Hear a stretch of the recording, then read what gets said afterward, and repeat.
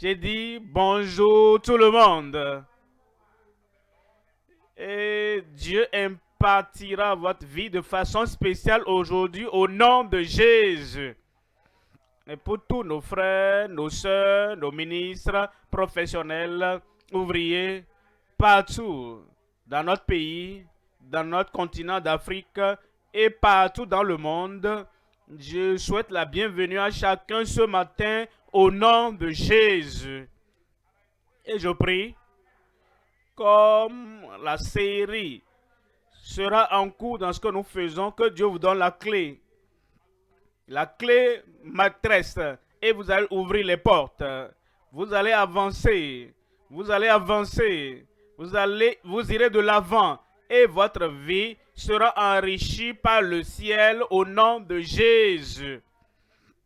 Prions ensemble. Père, nous te remercions pour ce jour. Merci pour ce moment. Seigneur, nous prions qu'aujourd'hui, que tu impartisses la vie de tous tes enfants, tous tes serviteurs, tous tes ministres, tous tes ouvriers, chacun au nom de Jésus. Seigneur, nous prions que rien ne soit sombre dans la vie de qui que ce soit. Envoie la lumière, donne-nous la clé, aide-nous à avancer dans la force, dans la puissance du Seigneur, même en ce jour, au nom de Jésus. Merci Seigneur pour l'exaucement. Au nom de Jésus, nous prions. Amen. Un amen mondial. Dieu vous a déjà béni, vous pouvez vous asseoir. Alors, comme nous démarrons notre conférence des ministres et des professionnels pour les ouvriers, pour les fonctionnaires, pour les officiels du gouvernement, les professionnels dans tous les secteurs, je voudrais donc considérer un passage familier des Écritures. Et c'est la prière du Seigneur qui est connue de tous, la prière sacerdotale, connue de toutes les églises. Parce que nous savons, voici la prière que Christ lui-même nous a enseigné et il nous a montré comment prier. En Matthieu chapitre 6, lisons à partir du verset 9. Voici donc comment vous devez prier notre Père qui est aux cieux. Que ton nom soit sanctifié. Et dans le verset 10, il dit que ton règne vienne. Que ta volonté soit faite sur la terre comme au ciel. Verset 11, il dit donne-nous aujourd'hui notre pain quotidien. Verset 12. Pardonne-nous nos offenses, comme nous aussi nous pardonnons à ceux qui nous ont offensés. 13.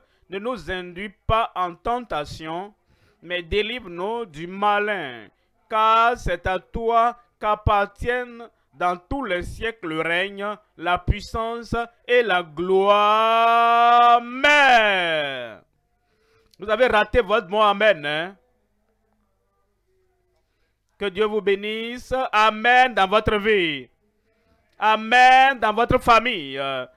Aujourd'hui, nous considérons le premier message, la clé de la vie extraordinaire au niveau supérieur. La clé. Christ parlait à Pierre et aux autres apôtres.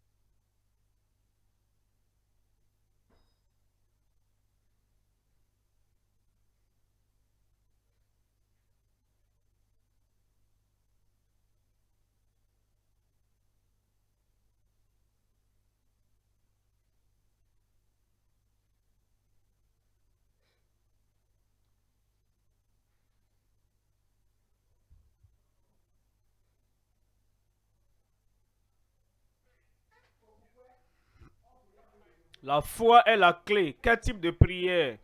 Tout ce que vous demanderez en mon nom, je vous le donnerai. Le nom, c'est la clé. Et il dit, je vous donne la puissance, je donne le pouvoir de marcher sur les serpents et les scorpions. Le pouvoir est la clé. Et il dit, mon alliance, je ne la violerai point. Et je ne changerai pas les paroles qui sortent de ma bouche. La parole est la clé. La grâce est la clé. Venons avec assurance au trône de la grâce afin d'obtenir le secours et de l'avoir au trône de la grâce. La grâce est la clé. Maintenant il dit, il donne, il a fait des dons aux autres. La manifestation de l'esprit, dit la parole de sagesse, par le même esprit, la parole de connaissance, par le même esprit, le don de foi et le don de guérison et le don de prophétie et le don des différentes langues, le don d'interprétation des langues. Le don est la clé. Maintenant, il dit, vous connaîtrez la vérité et la vérité vous affranchira. La vérité est la clé. L'amour est la clé. Parce qu'il dit, parce qu'il m'a aimé, alors je l'exaucerai, je vais l'élever et je le rassasierai de longs jours et je lui montrerai mon salut. L'amour est la clé. La prière que nous faisons par la foi, par la vérité, au nom de Jésus, dans la puissance du Saint-Esprit, avec la grâce de Dieu, avec le don de Dieu, la prière que nous faisons par amour pour Dieu et par amour pour l'humanité, ça c'est la clé. Ce matin, la clé à la vie extraordinaire, nous voulons donc passer au niveau suivant, au niveau supérieur, le niveau où nous devenons imparables. Dans ta vie, tu seras inarrêtable. La prière que nous faisons et la vie que nous menons, qui sera invincible. Pour que tu avances, tu marches de l'avant et que rien n'arrive à t'arrêter ta vie et ton ministère au nom de Jésus. La clé à la vie extraordinaire au niveau supérieur. Je ne veux pas rester au niveau où j'étais il y a 10 ans, l'année passée, même le mois passé. Je veux aller de l'avant. Je veux passer à la décennie suivante, à l'année suivante. Et je veux avoir la vision et un idéal, un but, et le sommet de la montagne, le sommet, le niveau supérieur. Je ne veux pas être en train de tourner sur place dans le désert pendant 40 ans, pendant 4 décennies, en train de tourner en rond. Je veux aller de l'avant, passer de l'avant à la terre promise. Est-ce que je parle de quelqu'un là-bas? Tu vas passer de l'avant au nom de Jésus. Il y a 3 points à considérer aujourd'hui. Premièrement, la relation et la communion appropriée avec le Père Céleste. Si je veux avoir la clé, je dois avoir une relation appropriée avec le Dieu du ciel, avec notre Rédempteur, avec mon Père, avec le Père de notre Seigneur Jésus-Christ.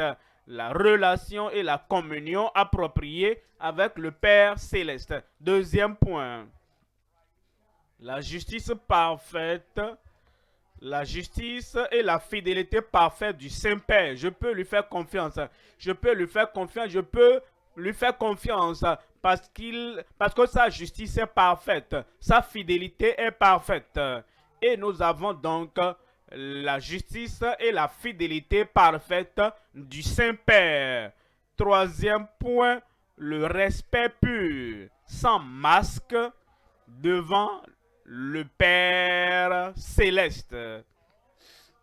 Nous venons à Dieu et ne portons pas un cache-nez pour dire, oh Dieu, Tu sais, je suis le plus gentil, le plus juste, l'homme le plus glorieux de la terre. Et Dieu dit, quel est ton nom? Et tu mentionnes ton nom et dit, ça ce n'est pas ton nom, hein. Tu es un hypocrite. Ôte le cache-nez, ôte le masque et parlons face à face à Dieu. Nous venons devant Dieu et nous enlevons tout masque et nous avons un respect pur pour le Dieu du ciel. Et vous verrez que Dieu va exaucer tes prières plus que jamais par le passé. À partir d'aujourd'hui, à partir de ce moment, le Seigneur va ouvrir les écluses des cieux devant toi et tu auras plus que ce que tu demandes au nom de Jésus. Premier point donc, la relation et la communion appropriée avec le Père céleste. Déjà, vous avez vu, après, il dit, voici comment vous devez prier. Notre Père, notre Père, notre Père. Il y a une relation. Notre Père. Il y a une dépendance sur lui. Notre Père. Il y a une reconcentration sur le Seigneur, sur le Dieu du ciel, qui est aux cieux. Que ton nom soit sanctifié. Il y a trois choses à considérer dans le premier point. La relation appropriée avec le Père céleste. Je viens à Dieu. Je viens à mon Père. Et j'ai une relation avec lui. Aidez, demandez et vous recevrez. Parce que vous êtes son fils, vous êtes une fille de la famille. Cherchez et vous trouverez. Frappez et l'on vous ouvrira. Alors, si vous qui êtes mauvais, savez donner de bonnes choses à vos enfants, à combler plus forte raison, votre Père céleste donnera-t-il de bonnes choses à ceux qui l'aiment. Deuxième élément, la dépendance perçue sur le Père céleste. Troisième élément, la reconcentration déterminée sur le Père céleste. Voyons le premier élément dans le premier point, la relation appropriée avec le Père céleste. Voyons cela. Il dit, voici donc comment vous devez prier. Notre Père qui est aux cieux, que ton nom soit sanctifié. Maintenant, comment devient-il notre Père? Mon Père, ton Père. Voyons 2 Corinthiens 6, verset 17. 2 Corinthiens chapitre 6, verset 17. C'est pourquoi sortez du milieu d'eux. Quand nous sommes nés, naturellement, nous sommes venus au milieu d'autres personnes, nées dans le péché, élevés dans le péché, se mélangeant aux pécheurs comme nous. Nous étions comme des gens qui ont la tête baissée et qui ramassent les choses comme les poussins ramassent, picorent les choses par terre du monde. Et il a dit maintenant, pour être ton Père et pour que tu dises, oh mon notre Père qui est aux cieux, sortez du milieu d'eux. Et il dit, repentez-vous simplement, changez de décision, sortez du milieu d'eux et venez à la lumière. C'est pourquoi sortez du milieu d'eux et séparez-vous, dit le Seigneur. Ne touchez pas à ce qui est impur. Ça veut dire quoi? Ne touchez pas cette cigarette impure, cette idole impure, cet alcool impur, les choses qui te rendent impur. Et je vous accueillerai. Verset 18. Je serai pour vous un père. Vous voyez la condition. Sortez. Croyez au Seigneur Jésus-Christ. Ayez une nouvelle vie. Alors, je serai pour vous un père. Et vous serez pour moi des fils et des filles, dit le Seigneur Tout-Puissant. Quelqu'un là-bas, gloire à Dieu. J'ai dit quelqu'un là-bas, gloire à Dieu. Galates chapitre 4, verset 6. Galates chapitre 4, verset 6 dit. Et parce que vous êtes fils, Dieu a envoyé dans nos cœurs l'esprit de son Fils, lequel crie Abba Père. Parce que vous êtes sortis, vous vous êtes repentis et vous avez cru au Seigneur Jésus-Christ, et il est le pont entre le pécheur et le Dieu saint, saint, saint, 3 fois saint. Parce que tu t'es repenti et tu as cru au Seigneur Jésus-Christ, lui maintenant a envoyé l'esprit de son Fils dans ton cœur et qui vous amène à appeler Abba Père. Verset 7. Verset 7. Ainsi, tu n'es plus esclave. Un serviteur, un esclave du péché, esclave de Satan. Tu n'es plus un esclave de Satan parce que tu t'es repenti et tu as cru au Seigneur. Ainsi, tu n'es plus esclave d'une substance, tu n'es plus esclave qui doit prendre ses drogues et détruire ta vie. Tu n'es plus un esclave, mais fils. Et si tu es fils, tu es aussi héritier par la grâce de Dieu. Avant de quitter ce point, la relation, quel type de relation? Revenons à la prière sacerdotale de Matthieu chapitre 6, verset 9. Il y a la relation père et fils, notre Père qui est aux cieux. Deuxièmement, c'est la relation de déité et adorateur. Que ton nom soit sanctifié. Troisièmement, c'est la relation souverain et sujet. Que ton règne, ton royaume vienne. Quatrièmement, c'est la relation maître et serviteur. Cinquièmement, c'est la relation bienfaiteur et bénéficiaire. Tu lui demandes toujours et il pourvoit tout le temps à tes besoins selon sa richesse avec gloire en Jésus-Christ. Et comme tu viens au verset 12, c'est la relation berger et brebis. Parce qu'il dit, pardonne-nous nos offenses comme nous aussi nous pardonnons à ceux qui nous ont offensés. Nous avons ensuite la relation de guide et de pèlerin. Ne nous induis pas en tentation, mais délivre-nous du malin. Vous comprenez maintenant? Quand nous venons au Seigneur et nous prions notre Père qui est aux cieux, il y a une relation avec ses enfants et il est notre Père.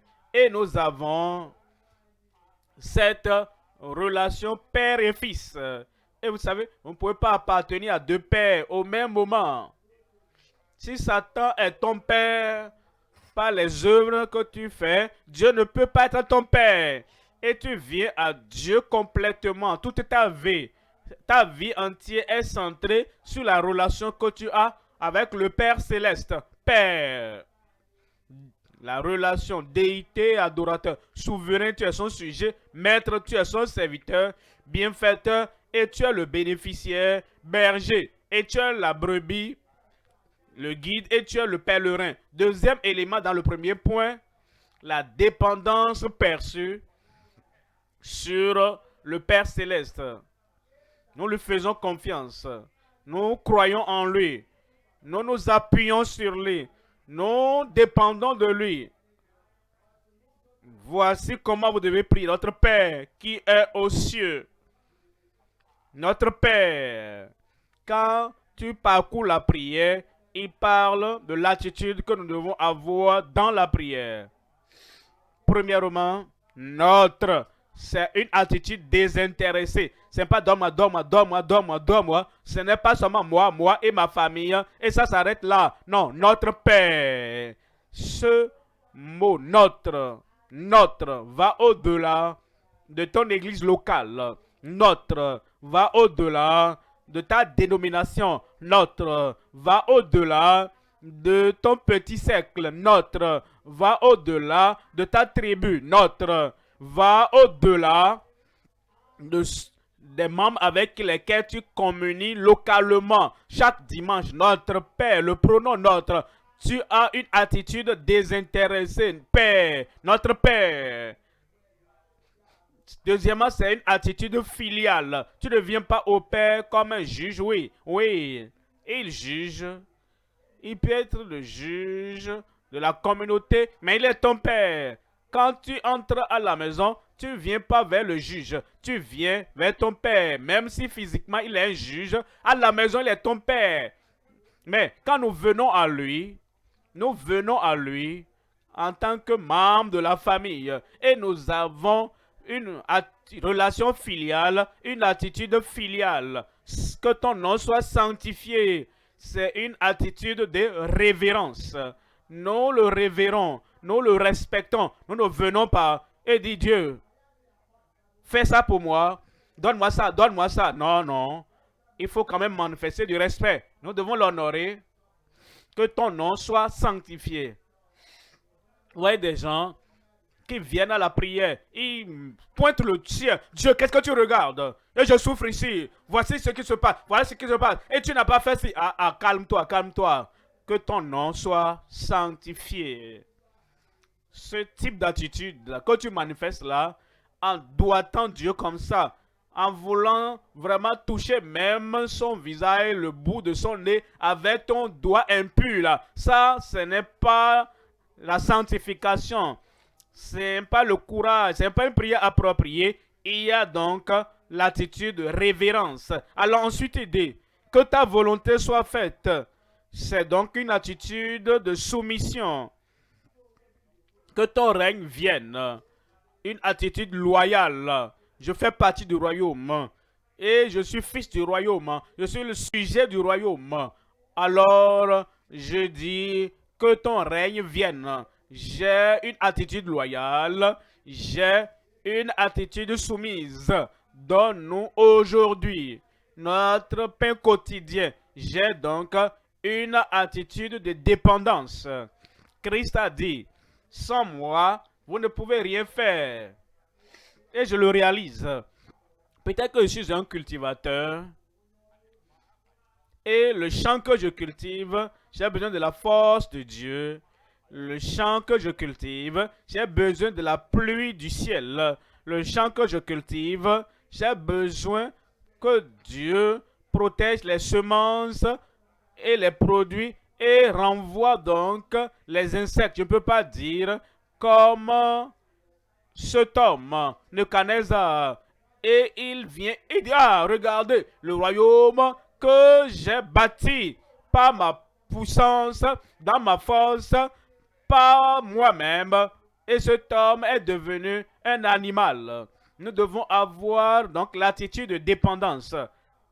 Donne-nous aujourd'hui notre pardonne-nous nos offenses comme nous aussi nous pardonnons à ceux qui nous ont offensés. Nous avons une attitude de pénitence. Ne nous induis pas.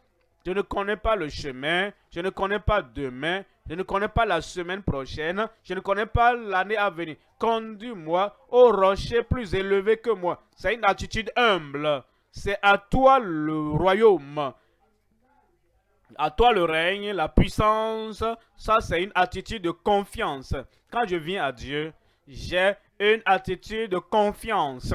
Parce que je sais qu'il n'y a pas de puissance au-delà de la puissance de Dieu.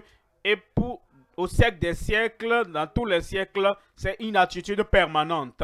Je ne viens pas seulement pour ressortir. Je ne suis pas en haut et en bas au même moment. Je ne crois pas et en doutant au même moment. Je ne m'appuie pas sur lui et en m'appuyant sur les idoles dans tous les siècles. Une attitude permanente. Comme nous venons à Dieu alors et nous prions, la main de Christ nous a enseigné à prier. Nous avons une attitude désintéressée, une attitude filiale, une attitude de révérence, une attitude loyale. Nous avons une attitude soumise. Nous avons une attitude de dépendance. Nous avons une attitude pénitente. Nous avons une attitude humble. Nous avons une attitude de confiance. Et nous avons une attitude permanente. Troisième élément maintenant. Troisième élément dans le premier point, la reconcentration déterminée sur le Père céleste.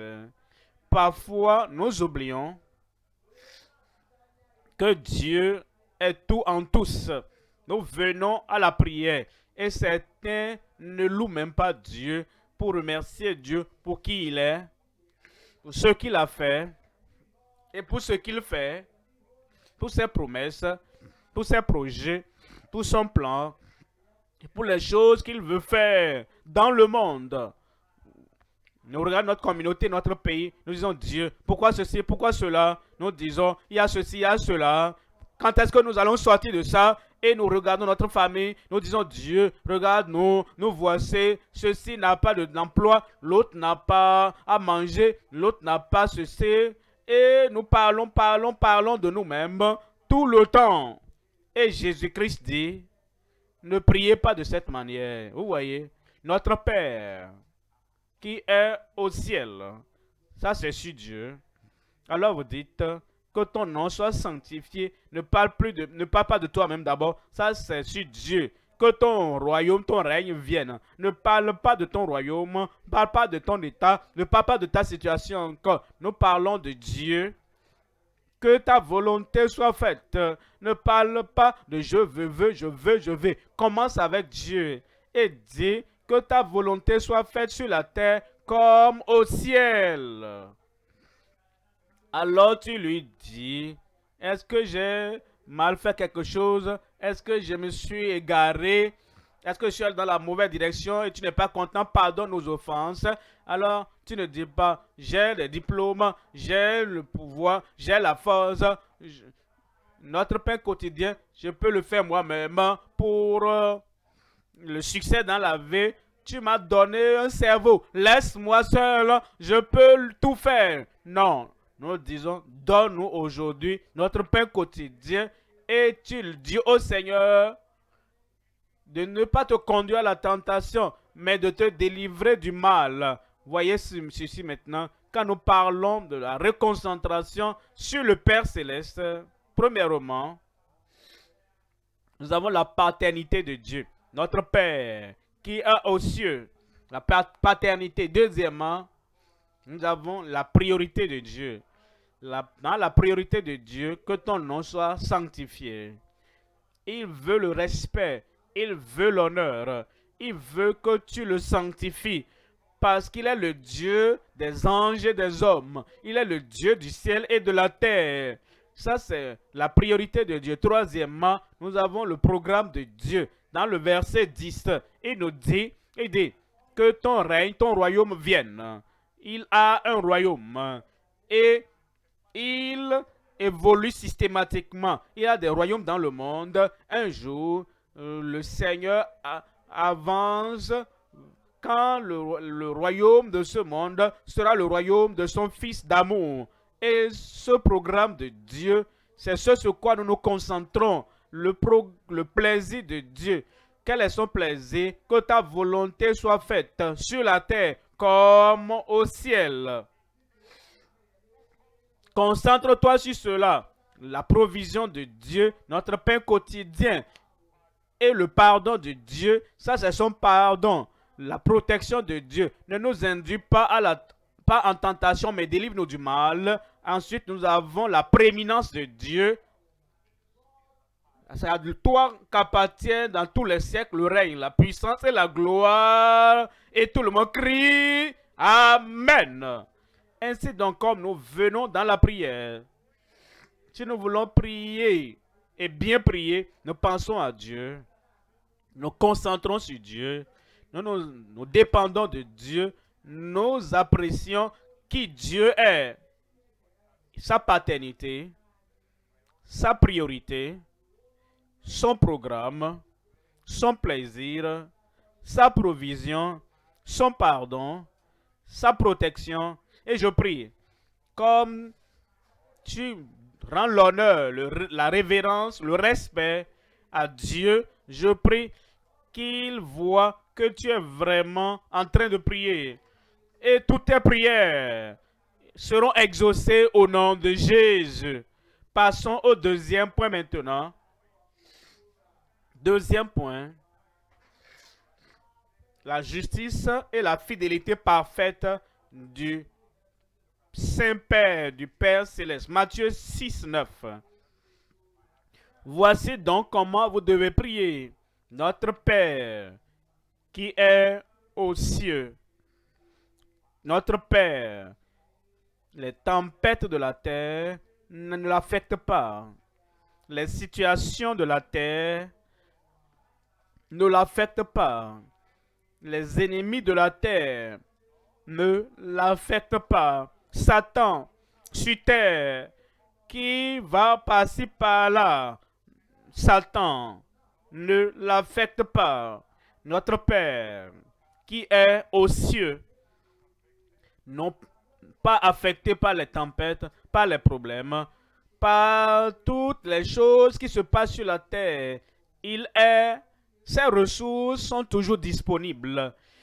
Elles ne sont pas encore affectées par l'économie de la terre. Notre Père, qui est aux cieux, que ton nom soit sanctifié, que tout genou fléchit devant Christ, fléchit devant Dieu, et même ceux qui sont rebelles contre lui aujourd'hui, dans l'éternité, ils vont fléchir devant lui. Que ton nom soit sanctifié.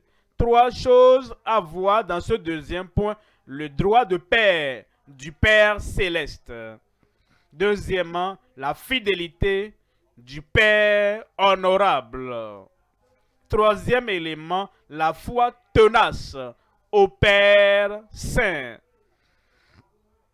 Jean 17, verset 11. Jean 17, verset 11.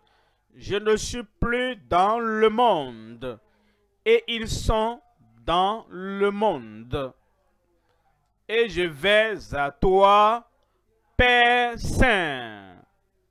Père saint. Christ, le Fils, l'a appelé Père céleste, l'a appelé Père saint, et la Bible l'appelle le très haut, céleste, saint et très haut. Nous parlons donc le droit du Père ou la paternité du Père céleste. Psaume 103, verset 11. Psaume 103, verset 11. Psaume 103, 11. Verset 12, Louis II. Autant l'Orient est éloigné de l'Occident. Verset 11. Mais autant les cieux sont élevés au-dessus de la terre, autant sa bonté est grande pour ceux qui le craignent. Verset 12. Autant l'Orient est éloigné de l'Occident, autant il éloigne de nous nos transgressions. Ça, c'est la paternité, le droit de père. Il nous aime comme un père, plus qu'un père terrestre, physique, aime ses enfants. Et quand l'un de ses enfants vient pour dire, Père, je suis désolé, il dit, ça va, c'est bon, je te pardonne. Parce qu'il est un père. Ça, c'est la paternité, le droit de père de Dieu. Verset 13. Verset 13 nous dit, comme un père a compassion de ses enfants, tu tombes dans une fosse, le père ne va pas dire, ah, ça va t'enseigner le son. Non, il te fait lever, il te relève. Comme un père a compassion de ses enfants, l'Éternel a compassion de ceux qui le craignent.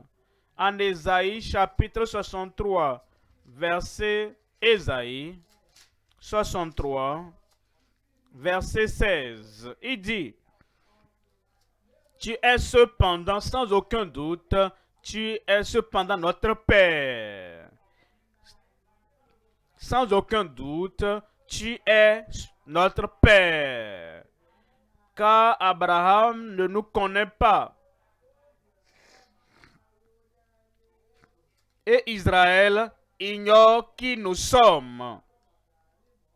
C'est toi, Éternel, qui est notre Père, notre Rédempteur, qui dès l'éternité t'appelle notre sauveur. C'est qui?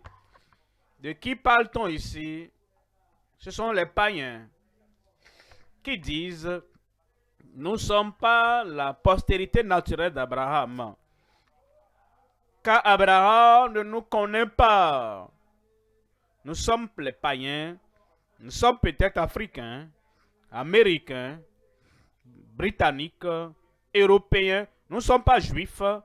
Peut-être nous sommes asiatiques, car Abraham ne nous connaît pas. Peut ne pas nous connaître parce que nous ne sommes pas circoncis comme la postérité d'Abraham. Et Israël ignore qui nous sommes. C'est toi, Éternel, à cause de ta paternité universelle. C'est toi, Éternel, qui est notre Père, notre Rédempteur, qui dès l'éternité t'appelle notre Sauveur. Je n'ai pas entendu un amen. Jean, chapitre 20, verset 17. Jean 20, 17. Jean 20, 17. Jean 20, 17. Jésus lui dit, ne me touche pas, car je ne suis pas encore monté vers mon Père. Il n'y a pas de doute dans ton cœur que le Père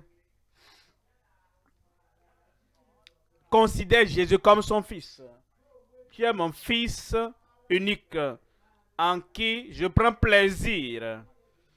Et Jésus élève toujours les yeux vers le ciel et dit, Père, je sais que tu m'as déjà exaucé. Maintenant, il dit, je ne suis pas encore monté vers mon Père, mais va trouver mes frères et dis-leur que, voyez ceci, que je monte vers mon Père et votre Père. Je monte vers mon Père et votre Père. Il parle de ses frères. Ceux qui par la foi sont venus au Seigneur.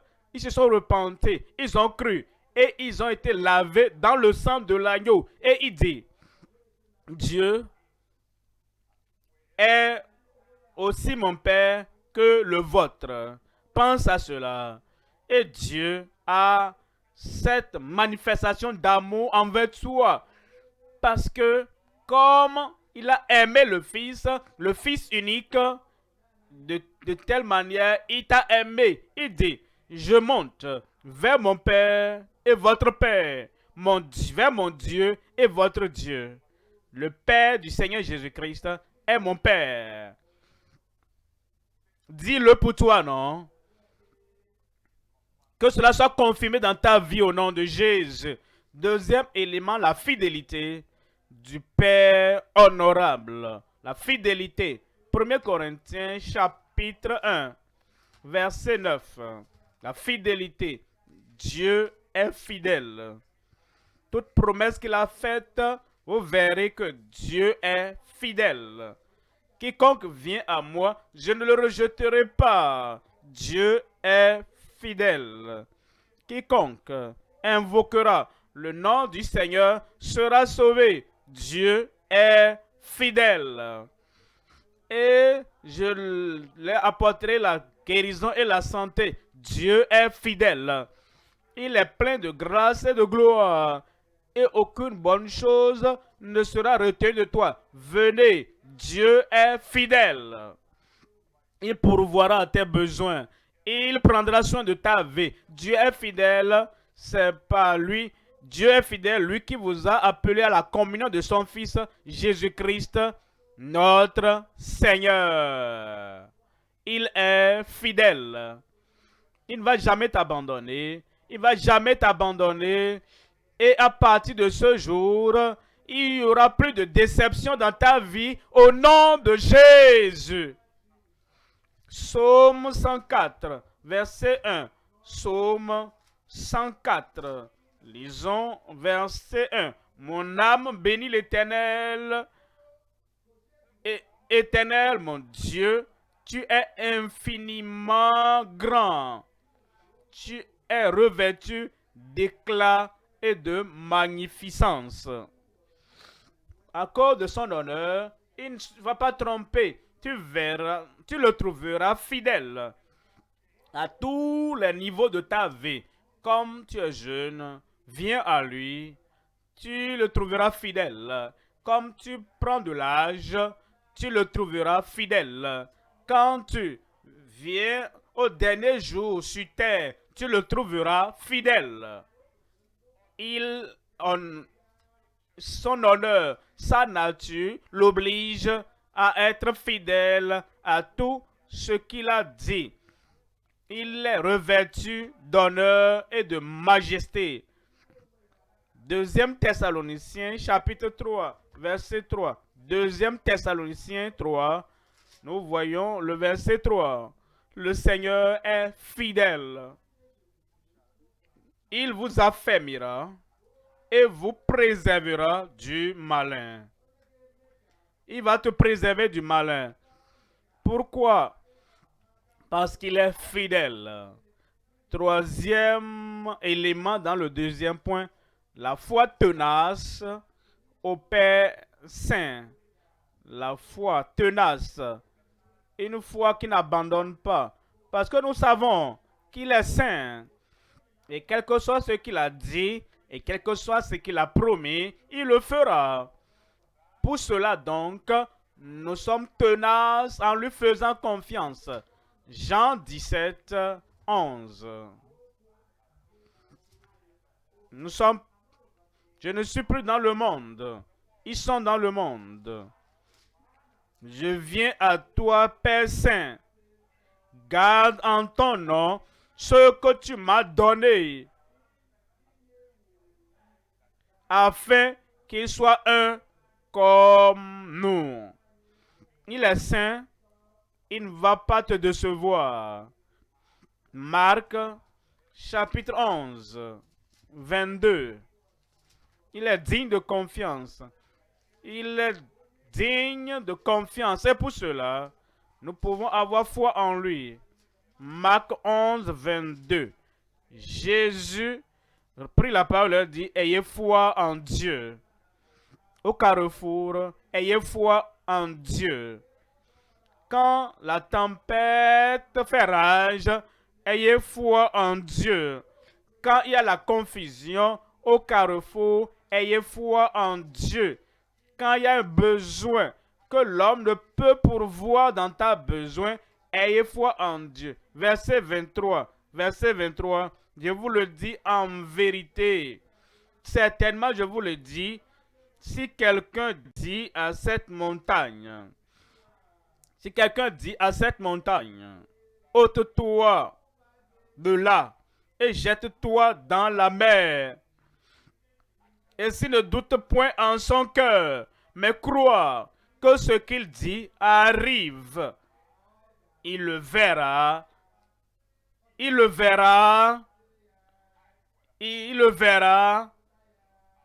verras s'accomplir au nom de Jésus. Alors il dit,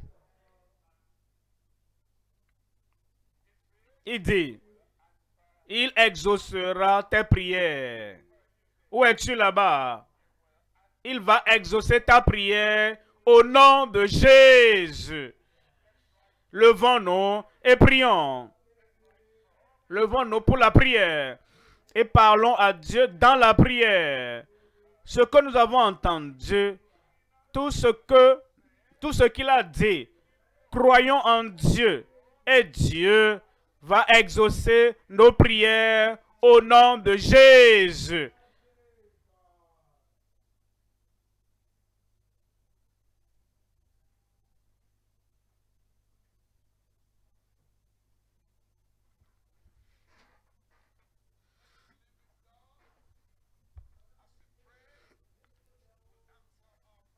Croyons en Dieu comme nous prions, il exaucera notre prière au nom de Jésus.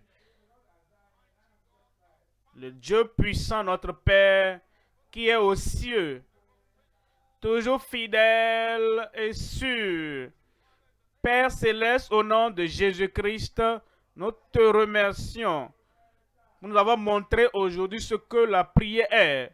Père Saint, nous prions Que cette parole demeure dans nos cœurs. Nous prions, Seigneur, que tes bénédictions suivent nos prières chaque jour au nom de Jésus. Merci, Père, pour l'exaucement, car nous prions au nom puissant